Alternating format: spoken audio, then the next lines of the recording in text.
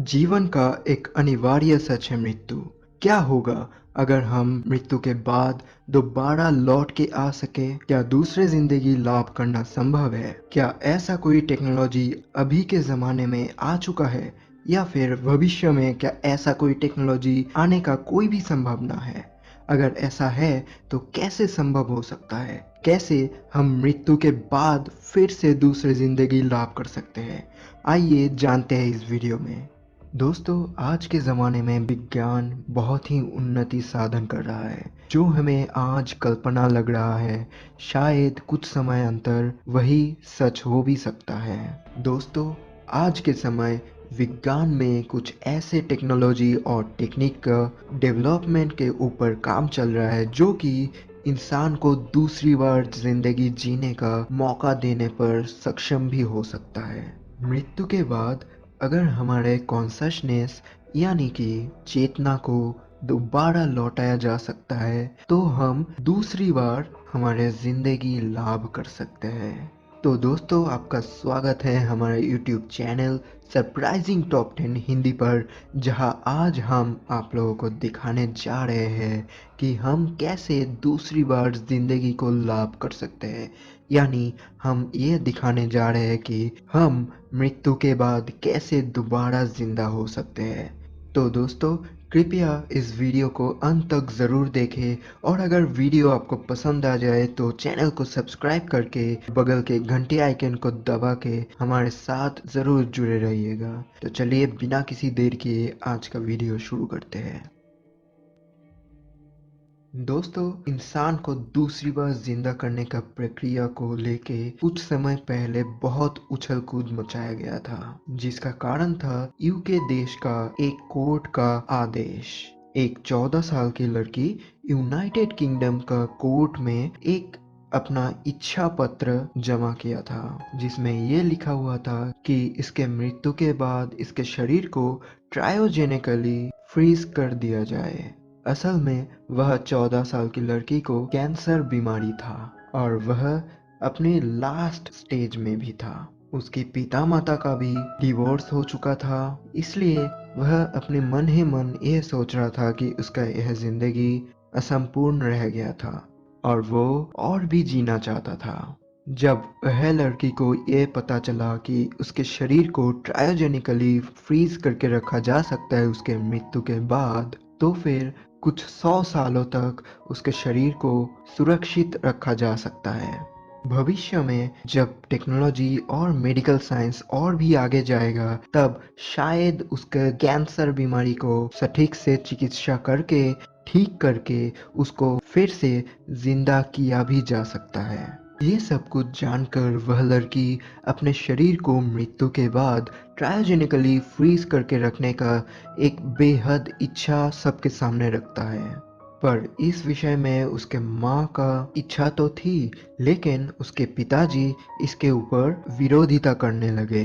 तब वह लड़की अपने इच्छा पूर्ण करने के लिए कोर्ट के सामने अपना इच्छा रखता है, और कोर्ट बस उसी का नहीं पर उसके मम्मी का भी शरीर को क्रायोजेनिकली फ्रीज करके रखने का आदेश दे देती है। 14 साल की ये बच्ची मृत्यु के ठीक पहले अपने कुछ रिश्तेदारों से यह बोल के जाती है कि शायद मैं अभी मर रहा हूँ, लेकिन 200 साल बाद मैं जरूर लौट के आऊंगा। आखिरकार मृत्यु के बाद उसके शरीर को फ्रीज कर दिया जाता है और यूएसए का एक स्टोरेज फैसिलिटी में उसका शरीर को रखा गया है। चलिए दोस्तों, अब जान लेते हैं कि ये क्रायोजेनिक फ्रीजिंग आखिरकार कैसे किया जाता है। यह एक बहुत ही लंबा प्रोसेस है, जहां पर इंसान के शरीर को बर्फ से भी बहुत ही ठंडा स्थिति में रखा जाता है। इस प्रक्रिया में इंसान के मृत्यु के बाद तुरंत ही उसके शरीर को बर्फ में रख दिया जाता है और शरीर में बहुत सारे केमिकल इंजेक्ट किया जाता है ताकि खून ना जम जाए, क्योंकि अगर खून किसी तरह जम जाएगा तो सबसे ज्यादा क्षति होगा दिमाग का। उसके बाद शरीर को पानी के जम जाने के बराबर तापमान में लाया जाता है और शरीर से सारा खून निकाल लिया जाता है। खून के बदले शरीर में ऐसा एक तरल को डाला जाता है जिसे क्रायोप्रोटेक्टेंट बोला जाता है। इथिलीन ग्लाइकोल, प्रोपिलीन ग्लाइकोल और डाइमिथाइल सल्फोक्साइड बहुत ही अच्छा क्रायोप्रोटेक्टेंट माना जाता है। ये हमारे शरीर के अंदर मांसपेशियों में स्थित पानियों को बर्फ बन जाने से रोकता है। उसके बाद शरीर को धीरे धीरे -130 डिग्री सेंटीग्रेड तक ठंडा किया जाता है और उसके बाद शरीर को लिक्विड नाइट्रोजन का टैंक पर -196 यानी कि 196 डिग्री सेंटीग्रेड तक ठंडा किया जाता है। क्रायोजेनिक फ्रीजिंग का खोज बहुत साल पहले ही किया जा चुका था। डॉक्टर जेम्स बेडफोर्ड वह पहले व्यक्ति थे जिसके ऊपर ये क्रायोजेनिक फ्रीजिंग अप्लाई किया हुआ था और जिसके शरीर को जमाया जा चुका था। 12 जुलाई 1967 में ही यह विज्ञानी ये पद्धति का आविष्कार कर चुके थे, पर इस प्रक्रिया में बहुत खर्चा है।